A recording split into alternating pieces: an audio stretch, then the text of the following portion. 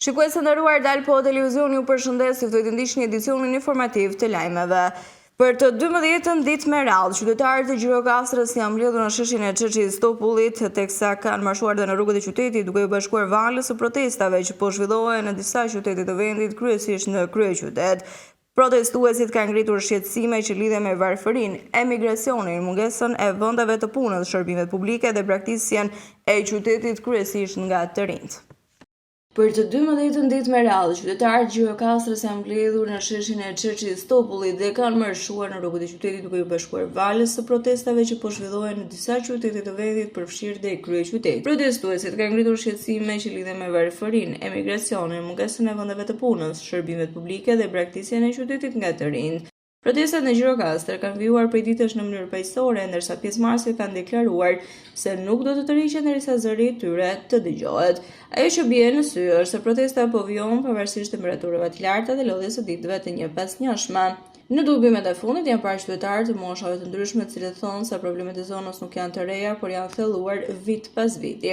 Protestuesit kanë përsëritur thirrjet kundër klasës politike duke kërkuar më shumë vëmendje për qytetin dhe problemet sociale. Disa prej tyre kanë deklaruar se Gjirokastra po humbet identitetin e saj njerëzor, pasi numri i banorëve po paksohet, bizneset e vogla po hasin vështirësi dhe shërbimet bazë mbeten larg pritshmërive të komunitetit. Turizmi sjell gjallëri sezonale në qytetin e Gurës, shumë lagje jashtë qendrës historike nga ana tjetër përballen me realitetet të ndryshme. Banorët ankohen për mungesë investimesh, infrastrukturë të amortizuar dhe pak mundësi punësimi për të rinjt. Pikërisht këto problematika janë bërë pjesë e diskutimeve të kësaj proteste. Jemi në të momente me zhvillimet kryesore nga vendi. Pariset publike të qytetit Gjirokastrës po përballen me një gjendje shqetësuese duke ngritur pikpyetje për mirëmbajtjen dhe kujdesin institucional për një nga hapësirat më të ndjeshme të komunitetit. Barat e larta kanë mbuluar rrugicat dhe hapësirat mes varreve, ndërsa pemet e pakrahasitura dhe degët e thata përbe rrezik për qytetarët që frekuentojnë këtë vend për të nderuar kujtimin e të afërmëve të tyre. Nga vëzhgimi në teren vjetres në shumë sektore të varrezave, mungon pastrimi i rregullt, ndërsa gjurmët e dëmtimeve në disa varre dhe pllaka përkujtimore kanë shtuar pakënaqësinë e familjarëve. Banorët thonë se prej kohësh kërkojnë më shumë vëmendje nga institucionet përgjegjëse, por situata vjen të mbetet problematike. Një tjetër shqetësim lidhet me praninë e bagëtive brenda territorit të varrezave, fenomen që sipas qytetarëve ka sjellë dëmtime të mëtejshme në disa prej varreve dhe ka cënuar dinjitetin e këtij ambienti. Qytetarët thonë se ndërsa paguajnë taksa dhe tarifa vendore, presin shërbime bazë dhe mirëmbajtje të rregullt të ambienteve publike. Përballë kësaj situate, banorët bëjnë thirrje bashkisë së Gjirokastrës të ndërhyjë sa më parë për pastrimin e barrave, krahasitjen e pemëve, largimin e bagëtive dhe rikthimin e dinjitetit në varrezat e qytetit.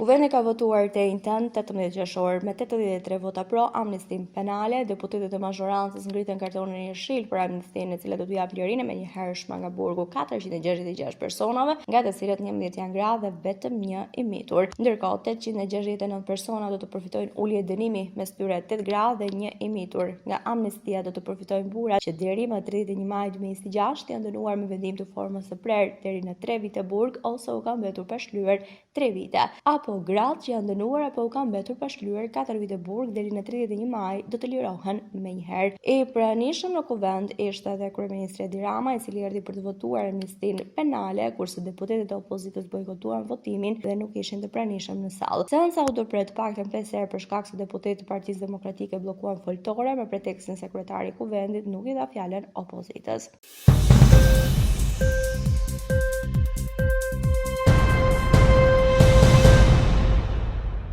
Kuvendi i Shqipërisë ka miratuar ndryshimet në kodin rrugor të Republikës së Shqipërisë të propozuar nga deputetët socialist Ulsi Manja dhe Erion Braça. Ndryshimet u votuan me 84 vota pro, 0 kundër dhe 0 abstenime. Ndërmasat e reja parashikohet që drejtuesit e rinj të mjeteve për 2 vitet e para pas marrjes së patentës të mos lejohen të konsumojnë fare alkool gjatë drejtimit të automjetit. Gjithashtu, kodi i ri përcakton rastet kur një drejtues mjeti mund të humbasë përgjithmonë të drejtën për të drejtuar automjetin. Patenta do t'u hiqet përjetësisht shoferëve që përsërisin shkeljet dhe kapen me nivel alkooli 0.5 gram në gjak. Kufizimet për shoferët e rinj për 2 vitet e para nuk lejohet asnjë konsum alkooli që drejtimit të mjetit, shpejtësia maksimale do të jetë 90 km/h në autostrada dhe 80 km/h në rrugët jashtë qendrave të banuara. Nëse gjatë periudhës së provës nuk kryejnë shkelje, kufizimet hiqen pas 2 vitesh.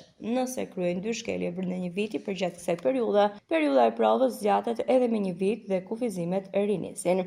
Gjithashtu ndalohet mbajtja e celularit në dorë jo vetëm nga drejtuesit e automjeteve, por edhe nga përdorësit e biçikletave, motorëve elektrik dhe monopatinave. Personat që kapen duke drejtuar automjetin pa patentë do të kenë të shtyrë me 1 vit të drejtën për të pajisur me leje drejtimi. Për të miturit që kapen pa patentë në timon, shtyria do të jetë 2 vite, pra marrja e patentës kalon nga mosha 18 në 20 vjeç. Për garat e shpejtësisë ose qarkullim me shpejtësi të lartë pranë kryqëzimeve, shkollave apo gjatë natës, gjobat rriten nga 10 deri në 40.000 lekë në 20 deri në 60.000 lekë. Ndryshimet synojnë forcimin e masave të sigurisë rrugore dhe uljen e shkeljeve nga drejtuesit e mjeteve.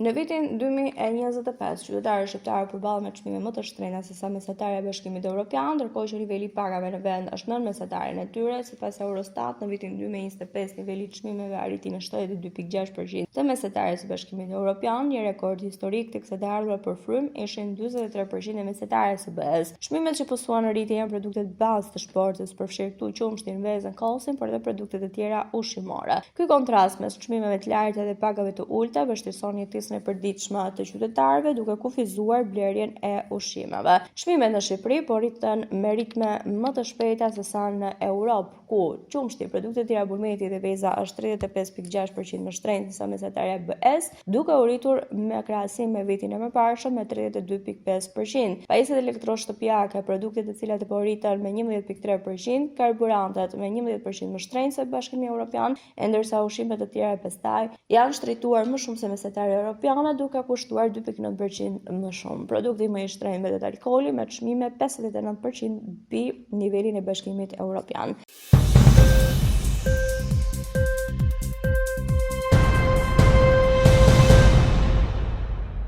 Ishte gjithçka e përgatitur për këtë edicion informativ lajmash. Unë ju falenderoj për vëmendjen tuaj. Bashkë, mirupafshim.